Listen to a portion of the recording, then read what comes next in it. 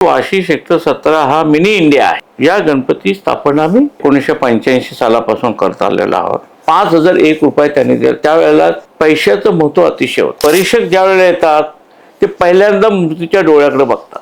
ह्या मूर्तीची नजर आपल्याकडं आहे असंच आपल्याला वाटतं. स्टेजवरती तलाव केला आणि 11 दिवस तो गणपती पाण्यात होता. कापड गिरण्यांचा स्ट्राईक चालला होता. त्यावेळेला कामगारांना जेवण सुद्धा मिळालं. म्हणून जन्माची भाकरी हा येथे मी डेकोरेशन केलेलं होतं. त्या ठिकाणी चौकामध्ये तलाव तयार केला. गणेश राजकीय दृष्ट्या सुद्धा महत्वाचे आहे आणि तुम्हाला गणपती सुद्धा तेवढाच प्रिय आहे. मला दोन्ही गणेशाचे आशीर्वाद आजपर्यंत आहेत. नमस्कार, देसी जर्नी पॉडच्या झिरो सॅच्युरेशन या पॉडकास्टमध्ये आपलं स्वागत आहे. आज आपल्यासोबत जे गेस्ट येणार आहे ते नवी मुंबईमधील एक प्रसिद्ध व्यक्तिमत्व आहे, जे मागील 40 वर्षापासून गणेश उत्सव मंडळ मोठ्या धूमधडाक्यात साजरा करत आहे. ते अजून कोणी नाही तर संपत शेवाळे सर आहेत.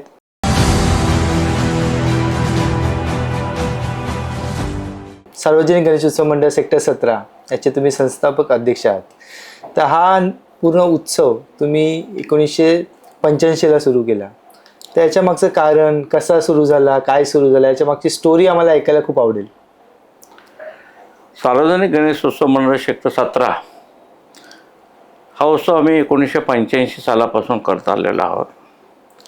मी पूर्वी याच्या अगोदर 85च्या अगोदर मी मस्जिद बंदर या ठिकाणी शिवप्रताप उत्कर्ष मंडळमध्ये काम करत होतो.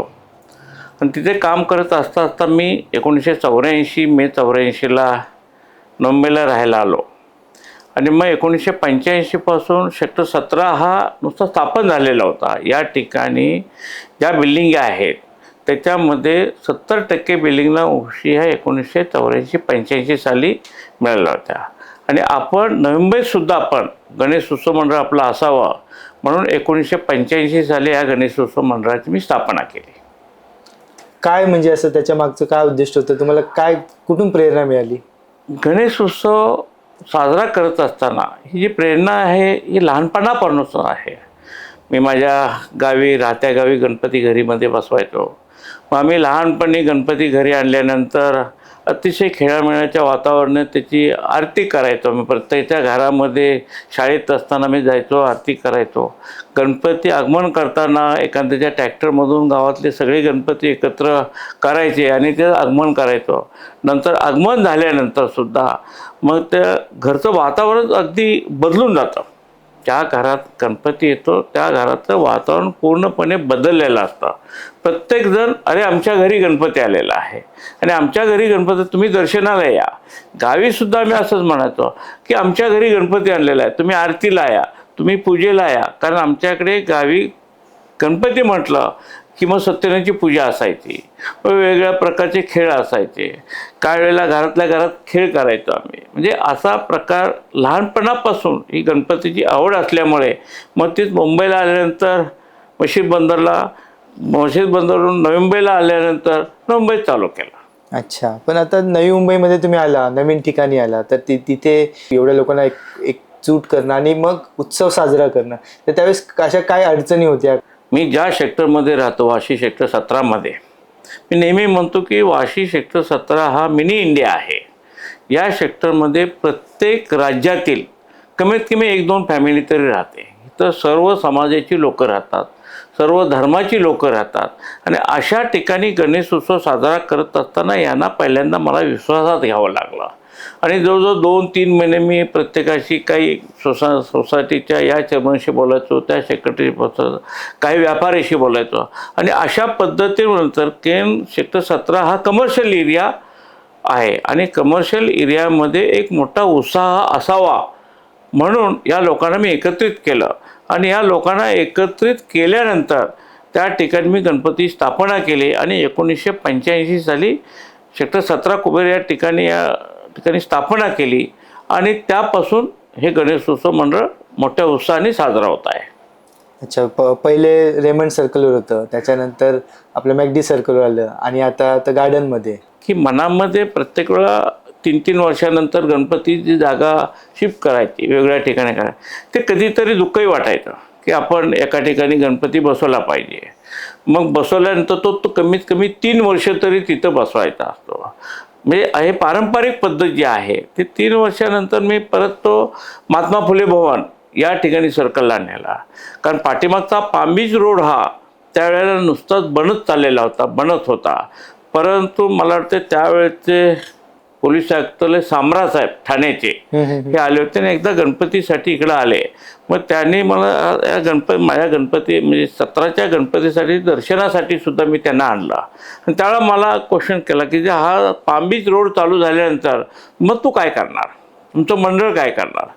म्हटलं काय केलं पाहिजे. म्हटलं इथं तुम्हाला नाही बसवता येणार कारण हे सर्कल खूप मोठं आहे. मग मी त्याचाही विचार केला आणि नंतर पुन्हा मी राजमाता चौक जो आहे सेक्टर 17चा त्या ठिकाणी गणपतीची स्थापना केली 4थ्या वर्षी.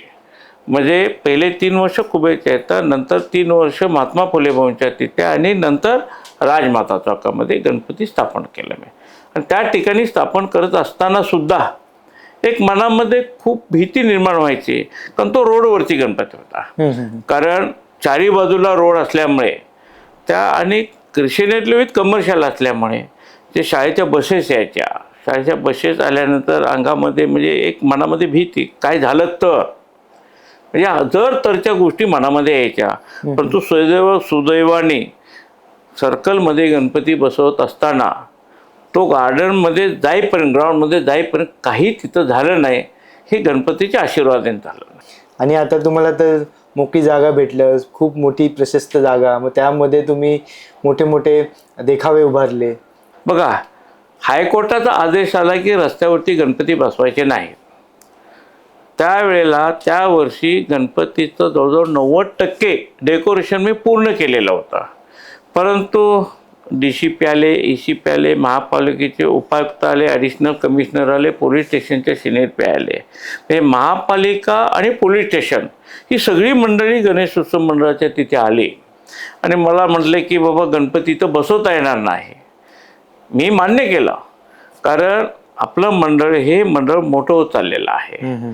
परंतु मी त्यांना एक सहज बोलता बोलता एक शब्द टाकला की मला जर तुम्ही देशभक्त बाबू गेनू क्रीडांगण या ठिकाणी गणपतीची मला परमनंट बसवण्याची परमिशन दिली तर जे झालेलं डेकोरेशन आणि तुमचा आदेश एक महापालिकेचा आदर, पोलीस आयुक्तालयाचा आदर करून या गणपती स्थापना मी त्या ठिकाणी करतो. आणि तशा प्रकारे मग DCP साहेबांनी सांगितलं, ECP साहेबांनी सांगितलं, आमचे जे उपायुक्त होते यांनी सगळ्यांनी सांगितलं, वॉर्ड ऑफिसरनी सांगितलं. यांना सगळ्यांनी सांगितल्यानंतर आम्ही एकमेकाशी चर्चा करून हा गणपती देशभक्त बाबू गेनू क्रीडांगणामध्ये न्यायचा आणि त्या ठिकाणी स्थापना करायची हे आम्ही ठरवलं. पहिले मूर्ती दरवर्षी बदलायची, त्याच्यानंतर काही कालांतरानंतर तुम्ही एकच मूर्ती ठेवली. पहिलं आम्ही वेगवेगळ्या प्रकारच्या मूर्ती बसवतो. विष्णूचे अवतार बसवले, गणपती म्हणजे उभा असलेला गणपती बसवला, वेगवेगळ्या अँगलमध्ये सिंहासनावरती गणपती बसलेला पाहिजे. एक वर्षी तर मी शेष नागावरती गणपती बसवला होता आणि पूर्णपणे त्या ठिकाणी चौकामध्ये तलाव तयार केला, स्टेजवरती तलाव केला आणि 11 दिवस तो गणपती पाण्यात होता. शेष नागावरचा गणपती बसवल्यानंतर मनामध्ये खूप मोठी भीती होती जर या पाण्यामुळं जर तो गणपतीचा विरघळला. कारण शेवटी मातीचा गणपती आहे, जरी प्लास्टर ऑफ पॅरिसचा जरी असला तरी पाण्यामध्ये ठेवून तो वितळतो. परंतु त्यावेळेला सुद्धा 14 दिवस 15 दिवस गणपती मी पाण्यात ठेवला. परंतु त्या ठिकाणी त्यावेळेला सुद्धा त्या गणपतीच्या ठिकाणी त्या जागेवरती बसवल्यानंतर काही गणपतीचं झालं नाही. ही त्यावेळेच्या गणपतीच्या कृपेमुळे झालं नाही. कारण एखादी वस्तू म्हणजे मातीची वगैरे आपण पाण्यात ठेवली ती विरघळते, कुठं त्या कलरलाच होतो. परंतु त्या गणपतीला काही झालं नाही हे माझं मंडळाचं भाग्य आहे आणि ते गणपतीच्या कृपेमुळे झालं नाही हे मी मानतो. आणि असं करत वेगवेगळ्या प्रकारच्या गणपती बसवत असताना मग नंतर आम्ही या जवळजवळ 15 वर्षामध्ये मी गणपती एक साहेब म्हणजे सिंहासनावरती आरूढ झालेला गणपती हा बसवण्याचा त्याच्या पाठीमागे उद्देश बी माझा वेगळा होता. उद्देश एकच होता की गणपती हा सिंहासनावरती बसलेला असावा. म्हणजे आपण म्हणतो की राजे वगैरे कसे देवधर्म कसे सिंहासनावरती बसून हे करायचे, तशा पद्धतीने हा गणपती आपला असावा म्हणून मी ती मूर्ती सिंहासनावरती बसलेली फायनल केली. आणि आपण मूर्तीचं बघितलं तर सोन्याने नटलेली अशी मूर्ती आहे. ते दरवर्षी अशी हळूहळू करून तुम्ही वाढवली आहे.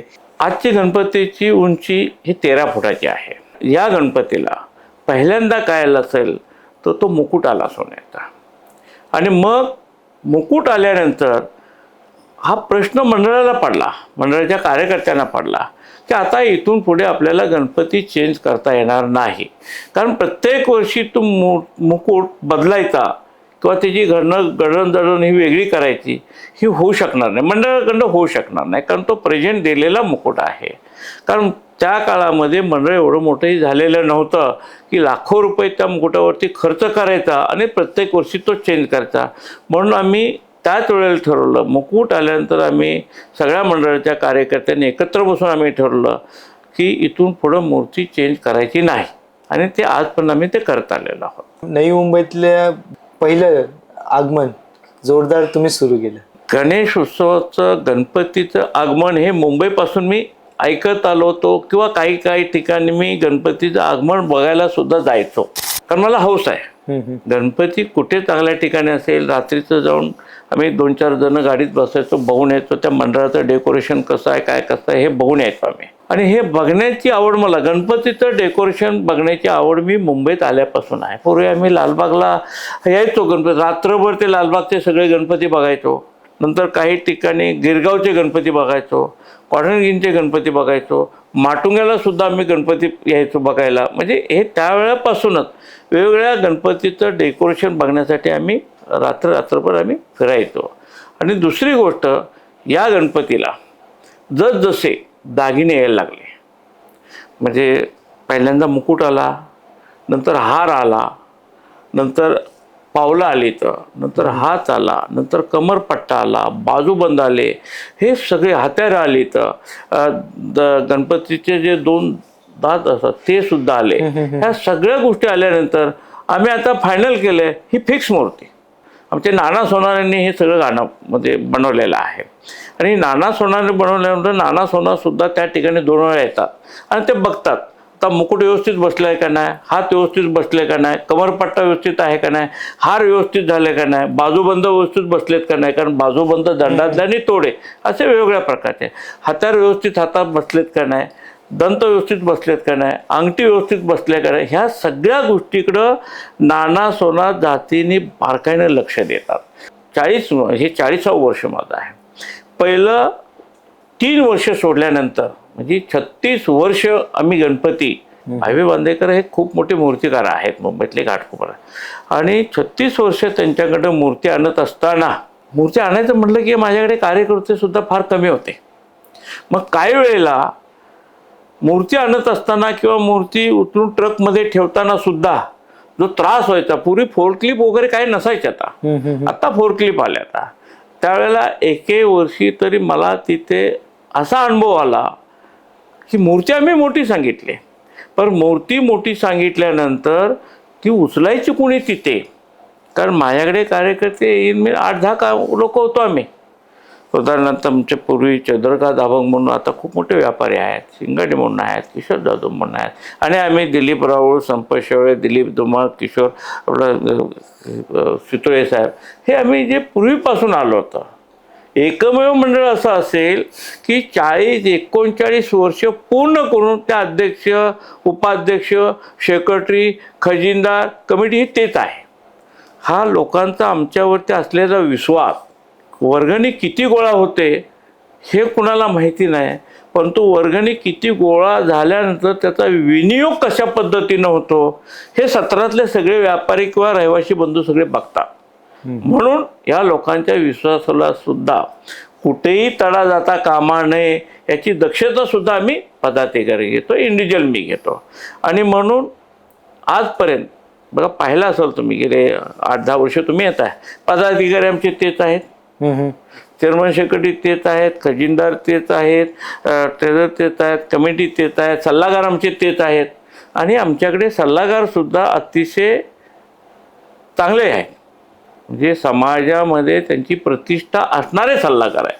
उदाहरणार्थ राम विचारे आहेत, दिनेशभाई कनाने आहेत, सौराष्ट्र पटेल समाजाचे अध्यक्ष, दलपतभाई पटेल आहेत, भरतभाई ठक्कर शिरेडकर ते आहेत. म्हणजे असे वेगळे कमिटीमध्ये लोक जे असताना पूर्वीचे 1-2-3 लोक आमच्यातून म्हणजे शिफ्ट झाले, परंतु अभंग साहेब जे आमच्याकडे पूर्वी होते, आमच्यात ते ज्येष्ठ होते, श्रेष्ठ होते, ते सुद्धा आता 17मध्येच राहतात, परंतु त्यांच्या बिझनेसमधून त्यांना मिळवतात. परंतु त्यांची शिकवण आणि त्यांचा आदर आम्ही करतो. हे मंडळ खरं होतं. मी 1984 साली इथं राहायला आल्यानंतर पूर्वी मी माझ्या इमारतीचं भूमिपूजन सुद्धा गणेश नाईक साहेबांनी केलं आहे. अच्छा. माझ्या राहणाऱ्या शिवशक्ती बिल्डिंगचं सुद्धा वास्तुशांती जी बोलतो आपण हिंदू धर्माप्रमाणे, ती वास्तुशांतीसुद्धा गणेश नाईक साहेबांच्या हस्ते केलेलं होतं. आणि 85 पासून मी त्यांचा कार्यकर्ता असल्यामुळे अगदी पहिल्यापासून या गणपती स्थापना मी दादांच्या हस्ते करतो. म्हणजे हे करत असताना हे मंडळ आता खूप मोठं झालं. पूर्वी आमचे इसराणे होते शांती क्षेत्रामधले, त्याच्यानंतर शिंगाडे होते, किशोर जाधव होते. आम्ही प्रत्येकाच्या घरी जायचो. प्रत्येकाच्या घरी गेल्यानंतर कोण 5 रुपये द्यायचं, कोण 10 रुपये द्यायचं. अशा लोकांच्या वर्गणीतून झालेल्या गोळा झालेल्या वर्गातून आम्ही हे छोटंसं मंडळ लावलं. वडाचं वृक्ष लावलं, रोपटं लावलं आणि त्याचा आता वटवृक्ष झालेला आहे. आता सगळ्यांनाच माहिती आहे तुम्हाला तुमच्या आयुष्यात गणेश राजकीय दृष्ट्या सुद्धा महत्वाचे आहे आणि तुम्हाला गणपती सुद्धा तेवढाच प्रिय आहे. बरोबर आहे. समाजामध्ये गणपतीचं महत्त्व अतिशय महत्त्वाचं आहे. कारण कुठल्याही कुटुंबामध्ये कोणतंही चांगलं काम करायचं त्यावेळेला आपण गणपतीची पूजा करतो. समाजामध्ये हिंदू धर्माप्रमाणे गणेशाची पूजा केल्या पुढचा कार्यक्रम होतच नाही असं माझं मत आहे. बरोबर. 2 महिने त्याला कंप्लेंट म्हणजे त्याची संकल्पना मांडणं, काय सीन करणं वगैरे करतं. माझ्यावरती किंवा मंडळाच्या पदाधिकाऱ्यावरती, मंडळाच्या कार्यकर्त्यावरती 17तल्या सगळ्या व्यापारी किंवा रहिवासी या लोकांनी अतिशय विश्वास ठेवला की पहिली वर्गणी गोळा करता आम्ही 5 रुपये 10 रुपये घ्यायचो. 5 रुपये 10 रुपये करत असता जवळजवळ 3000 घरं आहेत सेक्टर 17मध्ये. तर 3000 घरं, मग व्याप जसं वाढत जाईल ते 3000 घरामध्ये आम्ही जाऊ शकत नव्हतो, पोचू शकत नव्हतो. पहिल्या गणपतीच्या वेळेला 5001 रुपये त्यांनी दिला. त्यावेळेला ती सगळ्यात मोठी देणगी माझी होती गणेश उत्सव, सगळ्यात मोठी. मग त्या माणसाला मी रोज आरतीला बोलवायचो. त्यावेळेला पैशाचं महत्त्व अतिशय होतं. पैसा त्यावेळेला समाजामध्ये कमी प्रमाणात होता किंवा मंडळाकडे पैसे एवढे नव्हते, वर्गणी गोळा येते नाही. मग 500 रुपये त्या काळामध्ये खूप मोठे असायचे, 86 असायचे. म्हणजे अशा प्रकारे हे मंडळ मोठं केलेलं आहे. आणि तुम्ही म्हटला की राजकीय आणि सार्वजनिक गणपती, मला दोन्ही गणेशाचे आशीर्वाद आजपर्यंत आहेत, म्हणजे स्थापनेपासून. कारण मी गणेश नाईकांचा कार्यकर्ता आहे, अगदी अंतःकरणापासून कार्यकर्ता आहे. 1985-84ला मी राहायला आलो. मी त्या सेक्टर 17चा 85 पासून पहिला शाखा प्रमुख होतो शिवसेनेचा. आणि नंतर मग वेगळ्या पद भोगली. परंतु राजकारणात असून सुद्धा मी वैशिष्ट्य केलं, या गणेश उत्सव मंडळात कुठल्याही पक्षाचा गणेश, हे जय महाराष्ट्र मंडळ किंवा शिवसेना पुरुष असं नाव कधीही दिलं नाही. सार्वजनिक गणेश उत्सव मंडळ सेक्टर 17 हेच नाव आजपर्यंत आम्ही वापरतोय. आत्ता ज्या वेळेला या गणपतीला म्हणजे काही अंगठ्या आल्या, चेन आल्या, आता ब्रासलेट आलं, त्याच्यानंतर हार आले, कमरपट्टा आला, हातार आली, कर्ण आली, सोंड आली, त्याच्यानंतर पावलं आले, तर मुकुट आला, दोन्ही हात आले. हे सगळं ज्या वेळेला गणपतीला लोकांनी दान केलं आणि म्हणून लोकांनी नवसाला पावणारा महाराजा, नवसाला पावणारा गणपती म्हणून माझ्याकडे जवळजवळ असे बरेच छोटे छोटे पाळणे आहेत, चांदीचे पाळणे आहेत, की एखाद्याला मूल झाल्यानंतर ते पाळणा तिथं आणून देवाच्या पुढे ठेवतात. अच्छा. म्हणजे प्रत्येक वर्षी 7-8 पाळणं तरी येतात. म्हणजे मलाही वाटलं बाबा आपला गणपती निश्चित पावतोय त्यांना, त्या कुटुंबाला.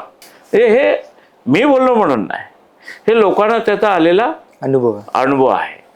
गणपतीची स्थापना केल्यानंतर एक गणपतीचे समाजाला एक सार्थक झालं असं मला वाटतं.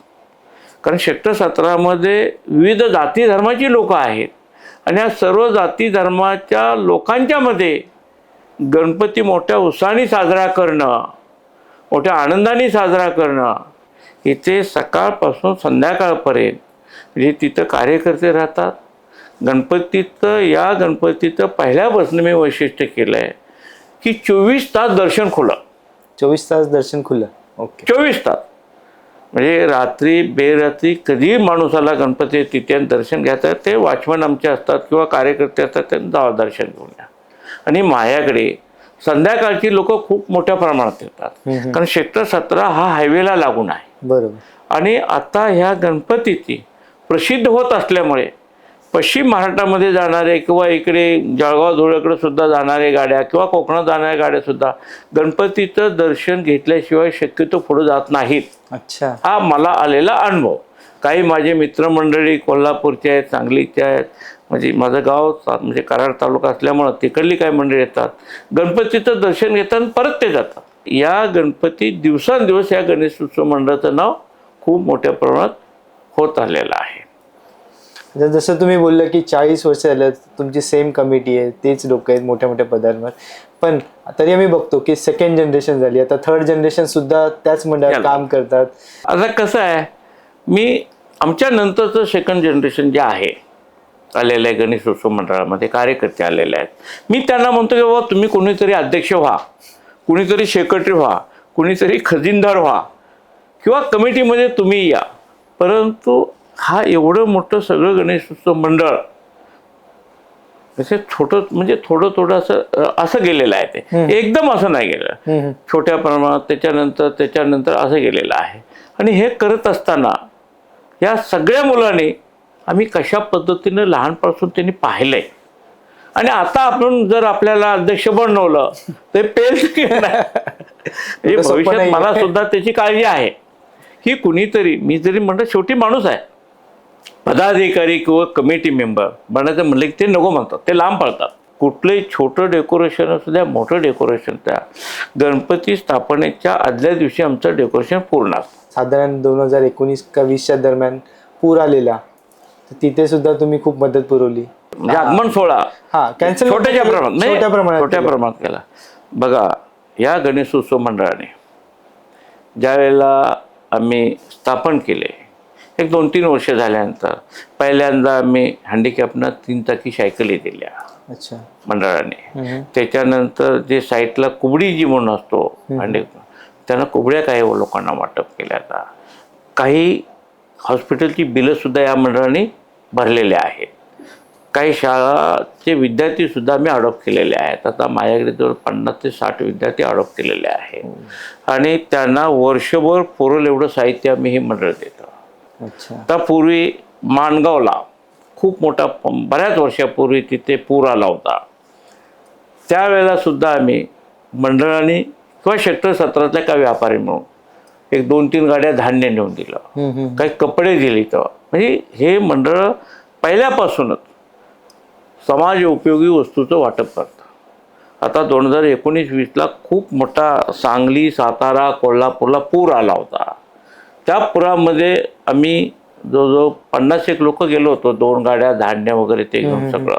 1 महिना पुरेल असं त्या फॅमिलीला आम्ही वाटप केलं. मग त्याच्यामध्ये चटई होत्या, काही 2-3 साड्या होत्या, काही चादर 2-3 होत्या, काही सतरंज्या होत्या 2-4. अगदी माचीस बंडलपासून ते जेवण करण्यापर्यंत म्हणजे मेणबत्त्या असेल सगळं. कारण त्यावेळेला जवळजवळ 15 ते 20 दिवस त्या गावावरनी लाईट नव्हत्या. मेणबत्ती चालत, त्या प्रत्येकाकडे बत्ती किंवा इन्व्हर्टर असतं असं नाही आहे. मग ते आम्ही सगळं पुरवलं. मी 2 वर्षापूर्वी त्या गावात गेलो होतो, आमच्या रिलेटिव्ह, या 2 वर्षापूर्वी. म्हणजे शेवटचं त्यावेळेचं दिलेलं किट आमच्या अजूनही स्मरणात आहे. आज आपण बघतो की पूर्ण मुंबईमध्ये, नवी मुंबईमध्ये, महाराष्ट्रामध्ये गणपती उत्सव असतो. त्याचबरोबर त्याच्यामध्ये एक स्पर्धा सुद्धा असतात, वेगवेगळ्या स्पर्धा असतात. मूर्तीची स्पर्धा असते, त्याच्यानंतर सजावटीची स्पर्धा असते. तर तिच्यामध्ये आपलं मंडळ भाग घेतं का? मी ज्या वेळेला या नोव्हेंबरमध्ये किंवा विविध म्हणजे मुंबई सकाळ असेल, लोकमत असेल, लोकसत्ता, गिरनार लोकसत्ता असेल वगैरे अशी विविध सकाळ असेल. पहिले इथं रोटरी क्लब होतं, लायन्स क्लब होतं, पोलीस स्टेशन आयुक्तालय असेल, मुंबई महापालिका असेल, या प्रत्येक ठिकाणी स्पर्धेमध्ये मंडळानं भाग घेतलेला आहे. या मूर्तीचे डोळे जे आहेत आपण पाहिलं असाल की कुठल्याही अँगलनं ही मूर्ती बघा, लेफ्ट घ्या, राईट घ्या, फ्रंट घ्या, समोरून घ्या, ह्या मूर्तीची नजर आपल्याकडं आहे असंच आपल्याला वाटेल. आणि विशेष म्हणजे बाबी बांदेकरांच्या 5 मुली ही मूर्ती घडवतात, त्या स्वतः घडवतात. मला आश्चर्य वाटतं त्या माझ्याच मुली आहेत असं म्हणून मी त्यांच्या माझं कुटुंब मूर्तिकार आहेत. माझं कुटुंब बाबी गेल्यानंतर हे माझं कुटुंब आहे असं समजून मी त्यांच्याकडे जातो, त्यांची चौकशी करतो. परंतु 17ची मूर्ती ही मुली बनवतात. मग त्याची जडणघडण जी असते, त्याच्या हाताचे हावभाव असतील, डोळ्याचे असतील, पायाचे, हे त्या स्वतः मुली लक्ष देऊन काम करतात. आणि आपण पाहिलं असेल की कोणत्याही परीक्षेमध्ये भाग घेतल्यानंतर ते परीक्षक ज्या वेळेला येतात ते पहिल्यांदा मूर्तीच्या डोळ्याकडे बघतात. आजपर्यंत मला आलेला अनुभव, श्रद्धेने आपण देवाचं दर्शन करतो, ही श्रद्धा तिथं निर्माण होते, श्रद्धा निर्माण होते. पहिलं पारितोषिक मिळालं होतं मला गिरनार लोकसत्तेचं, म्हणजे गिरनार लोकसत्ता या दोघांनी कंबाळ, म्हणजे पनवेल आणि मुंबई ह्या दोन्ही शिटी मिळून ते पारितोषिक होतं. आणि हे फर्स्ट प्राईज आपल्याला मिळालं होतं. त्यापासून आजपर्यंत म्हणजे फर्स्ट सेकंड थर्ड, मग ते डेकोरेशनला असेल, मूर्तीला असेल, किंवा विविध कामकाज याच्या बाबतीत असेल, किंवा सामाजिक कामावरती सुद्धा मी सामाजिक जे काही देखावे मध्यंतरी केले होते. मी जन्माची भाकरी, ज्या वेळेला मुंबईमध्ये आपल्या सूतगिरण्यांचे, कापड गिरण्यांचा स्ट्राईक चालला होता, त्यावेळेला कामगारांना जेवणसुद्धा मिळायचं म्हणून जन्माची भाकरी हा येथे एक मी डेकोरेशन केलेलं होतं. एक 3-4 मिनिटाचं ते शिडी होती, जन्माची भाकरी. अक्षरशः ती भाकरी अशी फुकायची आणि तो राक्षस यायचा, हात यायचा आणि ती जन्माची भाकरी तो काढून घेऊन जायचा. म्हणजे अशा पद्धतीनं सुद्धा या ठिकाणी मी डेकोरेशन केलेलं आहे. पूर्वतयारी तर भरपूर करतात, पूर्वतयारीमध्ये खूप लोक तुम्हाला सहकार्य करतील. पण एकदा गणपती विसर्जन झालं, गणेश विसर्जन झालं, तर त्याच्यानंतर सुद्धा खूपच कामाचा तसा बघितलं तर लोड असेल की सगळं काढणं, पुन्हा जसं गार्डन पूर्वी होतं तसंच त्याला बनवणं. बघा, गणपती साजरा करत असताना जवळजवळ माझं 1.5 महिना काम चालू होतं. गणपती गेल्यानंतर माझं एक स्वतःचं कर्तव्य आहे म्हणून इथलं ग्राउंड किंवा इकडं सुद्धा सर्कलमध्ये सुद्धा गणपती गेल्या तिथलं डेकोरेशन काढलं, ते नेलं, प्रत्येकाला साईड दिलं. तिथली जागा क्लीन आणि नीट करणं हे माझं स्वतःचं कर्तव्य आहे. म्हणून महापालिकासुद्धा मला कधी पत्र दिलं नाही आजपर्यंत की तुम्ही गणपती उत्सव साजरा केला आणि त्या ठिकाणी घाण अशी पडलेली आहे. ही सगळी उचलण्याची जबाबदारी मंडळाची असते आणि ते मंडळ करतं. दादा, जसं तुम्ही गणेश नाईकांचं नाव घेतलं तर मध्ये असं पण होतं की काही कारणामुळे पॉलिटिकल तुम्ही वेगळे पण होते, तरीसुद्धा वेळेसुद्धा स्थापनेला ते होते, तर तुम्हाला त्यांचं सहकार्य लाभतं का नेहमी? मी पहिल्यांदाच तुम्हाला सांगितलं की मला किंवा माझ्या मंडळाला किंवा सेक्टर 17च्या रहिवासी व्यापाऱ्यांना या गणपतीचे आशीर्वाद, दुसरं त्या गणेशाचे बी आशीर्वाद आहेत. गणपती स्थापना मंडळाची झाली त्यावेळेला सुद्धा गणेश नाईकांच्या आशीर्वादानेच हे मंडळ आम्ही स्थापन केलं होतं. ठीक आहे, व्यापाऱ्यांची मंडळ, रहिवाशांची मला सहकार्य होतं, परंतु राजकारणामध्ये किंवा कुठलंही काम करत असताना एक चेहरा लागतो आणि तो गणेश नाईकांच्या रूपाने आणि गणेश नाईकांच्या आशीर्वादाने मला तो मिळाला. आणि आजपर्यंत या गणपतीची स्थापना अगदी नाईक फॅमिलीच्या 3 पिढ्या येतात आपल्या गणपती स्थापनेला. जे गणेश नाईक, संजीव नाईक, संदीप नाईक, म्हणजे तुकाराम नाईक असायचे, ज्ञानेश्वर नाईक असायचे, सागर नाईक असायचे, आता संकल्प नाईक आणि संदीप नाईक मुला. म्हणजे अशी हे 3 पिढ्या या गणपतीच्या स्थापनेसाठी येतात. म्हणजे म्हणून मी सांगितलं, गणेश उत्सव मंडळ स्थापनेपासून किंवा मी इथं राहायला आल्यापासून मला 2 गणेशांचे आशीर्वाद आहे. एक दादांत गणेश नाईक साहेब यांचे आणि महाराजांचा. महाराजाचे. या सेक्टर 17मध्ये कोणतंही दुकान असेल तरी त्याचं उद्घाटन गणपतीचं नाव घेऊनच गणेश नाईक त्याची रिबीन कट करतात. काही विरोधक तुमच्यावर आरोप करतात की तुम्ही गणपतीचा या म्हणजे उत्सवाचा राजकीय फायदा घ्यायला बघतात. मी म्हणू शकलो असतं भाजप पूरक, शिवसेना पूरक, परंतु नाही. जे मंडळ आपलं सर्वांचं मंडळ आहे आणि सर्वांच्या मंडळातून सर्वसामान्याचं मंडळ, सर्व जाती धर्माचं मंडळ, कुठल्याही जातीचा इथं भेदभाव केला जात नाही. या गणेशोत्सव मंडळात दर्शनासाठी सुद्धा शिवसेनेचे खासदार येत होते, काँग्रेसची लोक येत होते, RPIची लोक येतात आणि त्यांचा मी आदर करतो.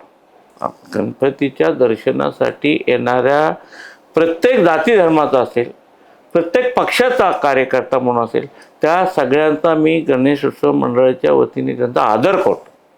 आणि म्हणून सर्व पक्षीय म्हटलं तरी चालेल, सर्व जाती धर्माचं मंडळ म्हटलं तरी चालेल, तशा पद्धतीने ही सेवा आम्ही लोकांना देत असतो.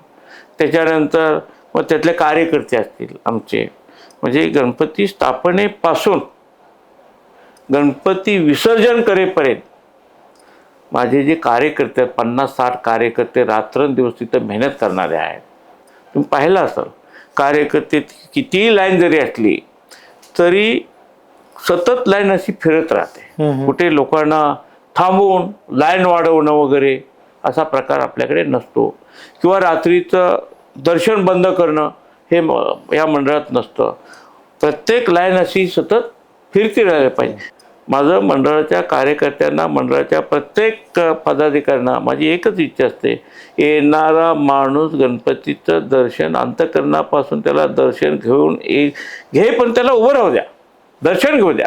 आणि दर्शन घेतल्यानंतर तो ऑटोमॅटिक जाईल. या मंडळात दर्शनासाठी सेपरेट एक व्यवस्था केलेली असते की 3 व्हीलर सायकलवरनं जर हल्ला, हँडिकॅप सायकलवर, तरी ती सायकली उचलून आम्ही आतमध्ये येतो, दर्शन व्यवस्थित करतात, मग त्यांना बाहेर नेऊन ठेवतात कार्यकर्ते. ह्या सगळ्या गोष्टीचा आम्ही तंतोतंत त्याचं पालन करतो, म्हणून यशस्वीरित्या गणेश उत्सव मंडळ मी चालवलेलं आहे. तुम्ही येणाऱ्या पिढीला म्हणजे फक्त तुमच्या मंडळासाठी नाही तर जे जे सार्वजनिक गणेशोत्सव मंडळ साजरे करतात त्यांना काय एक संदेश द्याल? मी नवी मुंबईतल्या जनतेला किंवा येणाऱ्या भावी पिढीला एकच संदेश देईन, किंवा त्याच्या कुटुंबाने कोणत्याही जाती धर्माचा असेल त्यांच्या देवदेवतांचा किंवा पहिल्यांदा आई वडिलांचा आदर करावा. या वर्षीच्या 40व्या गणपतीच्या वेळेनिमित्त मी सगळ्यांना विनंती करतो की आपण सेक्टर 17च्या महाराजाचं दर्शन घ्यायला सगळ्यांनी हजर राहावं अशी मी विनंती करतो. नक्कीच पुन्हा नवी मुंबई काय मुंबईतली सुद्धा जनता अवश्य मंडळाला भेट देईल, त्यांचे ज्या काय मनोकामना असतील त्या पूर्ण होतील. आज या ठिकाणी आपण मुलाखत घेतली, त्यामुळं माझं मंडळ म्हणजे गणेशोत्सव मंडळ, माझं म्हणण्यापेक्षा सार्वजनिक गणेशोत्सव मंडळ सेक्टर 17 आपलं खूप खूप आभारी आहे. आणि असं सहकार्य गणपती बसल्यानंतर सुद्धा आम्हाला मिळावं अशी देवाच्या चरणी, गणपतीच्या चरणी प्रार्थना. धन्यवाद. तुम्ही तुमचा वेळ दिला, पूर्ण तुमचा प्रवास सांगितला, खूप मजा वाटली. खूप साऱ्या गोष्टी होत्या ज्या एकदम इंटरेस्टिंग होत्या, नव्या पिढीला कळणाऱ्या होत्या. काय पूर्वीचे प्रॉब्लेम होते, आता तुम्ही कसं मंडळ छोटं मोठं झालं, तर पूर्ण एक प्रवास आम्हाला कळाला. तुम्ही दिलखुलासपणे सगळे प्रश्नांची उत्तरं दिली त्याबद्दल धन्यवाद. थँक्यू दादा.